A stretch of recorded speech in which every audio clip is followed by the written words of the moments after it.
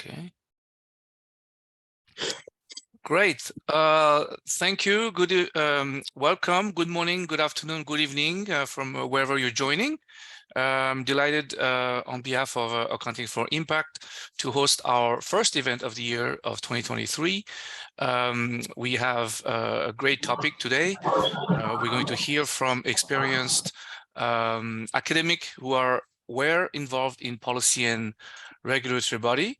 So we will have our speaker, Daniel Aubdia, but this event will actually be moderated by one of my dear AFI team member, Leanne Kelly, who will be moderating and in the form of a conversation with Danielle. So she will start introducing Danielle, and we will go on for some discussions at the beginning and open for Q&A. So with that, I will leave it to Leanne to take it away. Thank you. Thanks, Charles.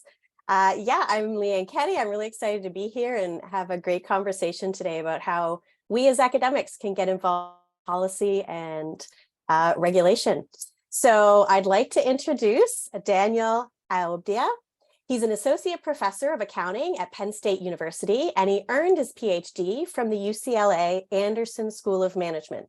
He previously held positions as an assistant and associate professor of accounting at Northwestern's Kellogg School of Management, and was also, between 2014 and 2016, a senior economic research fellow in the Center for Economic Analysis at the Public Company Accounting Oversight Board, also known as the PCAOB.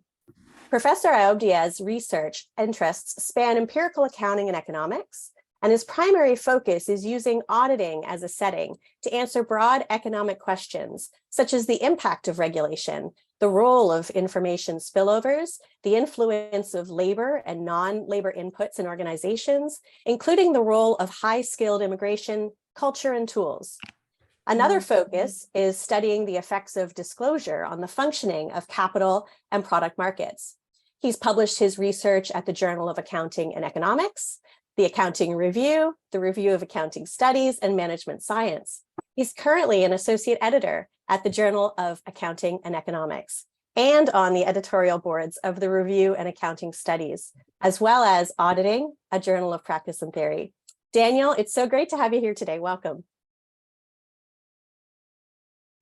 Thank you, Leanne. Thank you, Charles, for the invitation. I'm very excited to be here. Great. So we heard from your introduction that you've engaged with regulators in the course of your career, which is, of course, our topic today. Can you tell us a little bit more about how you got involved with the regulators and what kind of work, generally speaking, that you've done there? Sure, definitely. So again, thank you very much for the opportunity to be here today and share my experience with you. I'm very excited to be here. As you mentioned, I worked at the PCAOB between 2014 and 2016. Because of this former affiliation, I'm going to have to make a couple of initial statements that I always have to do before I start a presentation on this. First, the views expressed here are my own and do not necessarily reflect the views of the PCAOB, the board, or actually anybody else. Second, the PCAOB disclaims responsibility for any statement made by their former fellows and employees. So with this said, I can discuss how I got involved with the PCAOB. I was working there between September 2014 and September 2016 in what used to be called the Center for Economic Analysis. So I need to give you a little bit of background about how things happened there. My understanding is that around 2013, the PCAOB, under the leadership of Chairperson James Doty, decided to focus more on incorporating economic analysis in their rulemaking process. And my understanding is incorporating economic analysis in the rulemaking process is mandated for government agencies, but technically, the PCAOB is not a government agency. It is a non-profit organization which was created by the Sarbanes-Oxley Act of 2002. I might refer to this act as SOX in the remainder of the talk. SOX provides a legal framework about how the PCAOB should be structured and what the PCAOB can do and also cannot do. If you read actually SOX carefully, it is very detailed and provides very strong guidelines about what's allowed and what's not allowed. So going back to incorporating economic analysis in the rulemaking process, the PCAOB in November 2013 created the Center for Economic Analysis, and they discussed it on their website. The aim was to study the role and relevance of audits in capital formation and investor protection. The PCAOB named Luigi Zingales, who's at the University of Chicago, as the center's founding director. So over time, this center has evolved. Now, I think it is part of the Office of Economic and Risk Analysis, but the PCAOB was clear about what the aim of the center was. It's on the website, and they describe how the aim is to advise the PCAOB on how economic theory, analysis, and tools can be better used to enhance the effectiveness of PCAOB program areas that include standard setting, inspections, and other oversight activities. Another aim is to promote and encourage economic research relating to the role of the audit in capital formation and investor protection. And another aim is to host a conference on economic research relating to the role of the audit in the capital markets. So as you can see, those are very broad goals, and quite a few of them aim to engage and involve academics. So that's essentially how I got involved with the PCAOB. Around March 2014, the PCAOB formally announced a call for economic research fellowship, which was the first call for such fellows. The PCAOB chairperson, James Doty, mentioned actually in the call for fellows, and that's still on the website, that the PCAOB will greatly benefit from this partnership with academics and research professionals who have an expressed interest in topics relevant to the board's work. And as we discussed in the call for fellowship, there will be opportunities for fellows to identify and conduct research on audit matters that will inform the oversight activities of the PCAOB in protecting investors. So I was very interested in this opportunity.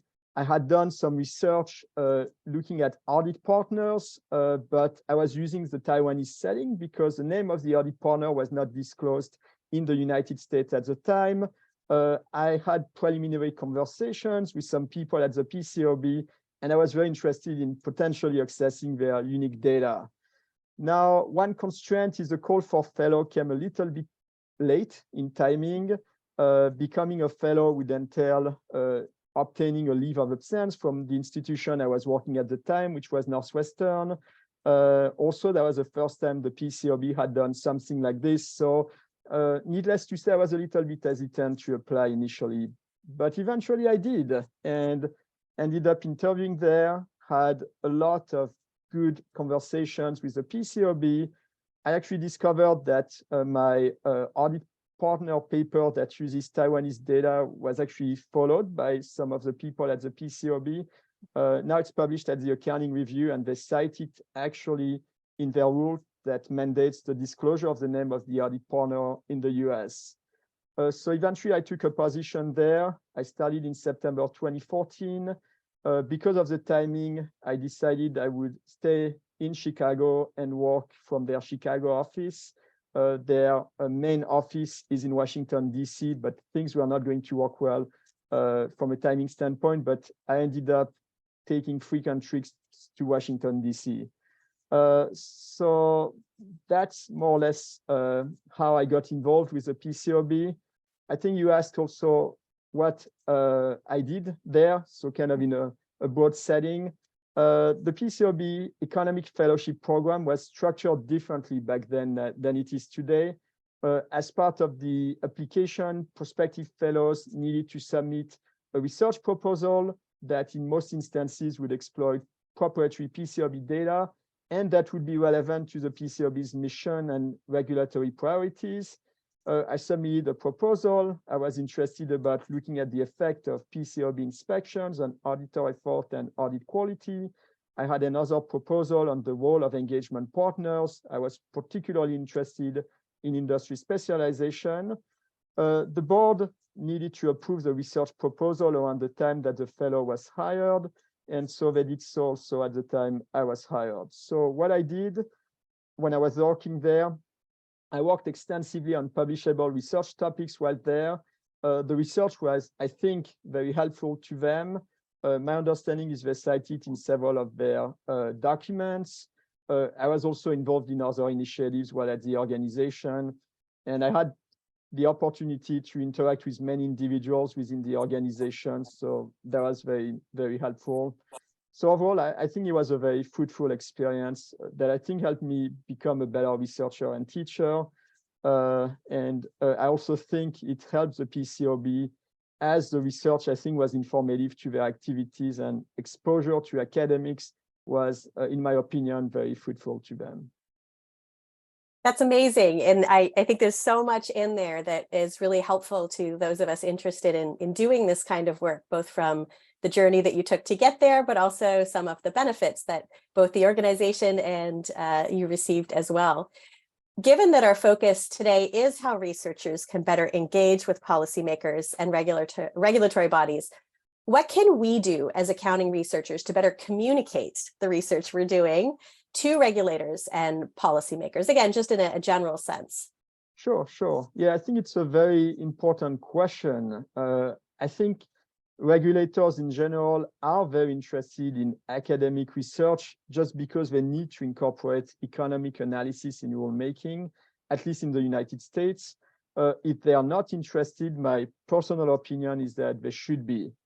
So if I take the PCAOB, they have a team of economists that actually focus on economic analysis. And of course, they are looking at academic research. They end up citing that research in the rulemaking process. That's, I think, how the PCAOB ended up being aware of my audit partner paper that uses Taiwanese data, because they are aware of it before I even started working there. So regulators, they are, or they should be, interested about potential costs and benefits of potential new rules, also looking at potential unintended consequences of those rules. Researchers can help them understand these costs and benefits. So what we can do is, for example, focus on different jurisdictions that already have similar rules. We can conduct experiments if there's no archival data to look at those settings, or we can try to identify unique settings that can help answer some of the questions rulemakers are interested about. Now, one more thing about rulemaking is that there's also what the PCAOB calls on their website post-implementation review. And as we discuss, the aim of the post-implementation review is to evaluate the overall effect of a rule or standard after a reasonable period of time has passed. So for example, is the standard accomplishing its intended purpose? Are the benefits greater than the cost? Are there any unintended consequences? So focusing on the economic effect of new rules is something the regulators are quite interested about. So perhaps one initial way to engage with regulators and policymakers in general is to read about their agenda, priorities, standard setting projects, see if our research has any tie to regulatory interest. Now, as you mentioned, there's a question about how to communicate that research. So here are some ideas that we could explore and perhaps should be doing more. First, when we write it, is there any potential regulatory angle in the research we are writing? Is this related to any of their current or past initiatives? Should we discuss a little bit about this in the research? And I think that can be helpful to even mention it in the research from an academic publication standpoint, because editors and referees are going to understand the practical implication and the policy implications of our research. So to give you an example, I'm currently working on a paper, still work in progress, so I will not go into the details. And as I was writing it, I realized that it might be relevant to one of the current PCAOB standard setting project. So I made sure to go on their website. I started looking at all the initiatives they had done to update a particular standard. I started writing some of those discussions in the paper, and I actually cite a few PCAOB advisory group meeting documents that discuss how the standard might be outdated and might need an update. My empirical results are actually consistent with those discussions that were made in those advisory group meetings. Now, one more thing besides writing the paper so that there might be more regulatory interest is I think we need to make sure the papers are publicly available by, for example, posting them on preprint servers such as SSRN, because if the papers are not publicly available, policymakers, regulators, practitioners in general will be unable to find them until after they are published. We know that the publication process, unfortunately, takes quite a bit of time. Papers can get obsolete reasonably quickly by the time they get published. So imagine we're using data that, the latest data point in the sample is 5 years ago, 6 years ago. Regulators, practitioners would like to get data as close as possible to today's date. So often the papers are unfortunately somewhat obsolete by the time they get published. If we put them on a preprint server, there will be less of a lag between the last data point on the data set and the time when it will be put on the preprint server. So I assume my Taiwanese partner paper was noticed by the PCAOB because we put it on SSRN. I was actually surprised they knew about it. To be honest, I had no clue they would know about that paper. Another way to communicate with them is to try to interact with them directly. So we could try to contact them, but sometimes it's a bit difficult to find the exact contact information. So one way to interact with them is actually to talk to them at conferences. So there are several of them where regulators attend. PCAOB staff attends some of the auditing section conferences of the AAA as panelists sometimes. That can be an opportunity to engage with them. The PCAOB also organizes every year, and that's been since 2014, a conference on auditing and capital markets. There's a call for papers for the conference. They explicitly mention which topics they're interested about, submitting papers there, presenting them, or not even presenting a paper, but being in the audience and having the opportunity to talk to them is one way we can communicate some of our research to the regulators. And especially when our research ties with their current, prior, or anticipated regulatory agenda, I think that can really help. A last way to communicate with regulators is to invite some of them for talks at our universities. Often they have a lot of insights to provide, I think, for our students. And so that's another way to engage with the regulators. That's amazing. And you gave us really good concrete examples of some actions we can take. So that's very much appreciated. We do have a couple of more questions before we move into the Q&A, but we're going to stop the recording here. On the limited. First, thank Daniel and Leanne for this. I hope you have learned a lot from his experience and his advice and all the insights that he provided. I just wanted to also mention that we have a future event coming up next or in May, actually in 2 months, May 10. It'll be on teaching with cases, impact in the classroom. There is the link, I will provide it in the chat. I already did. You can register. So this one, hopefully you can attend, and there will be probably another one in June. We'll tell you more later. So you will get all this information since you're registered. We'll email you all of that. So with that, I would like to thank you again for your attendance. Thank Daniel again and Leanne. And great, thank you very much. Have a good day. Thank you very much. Yeah, I appreciate the opportunity to come and speak to you today. Thank you.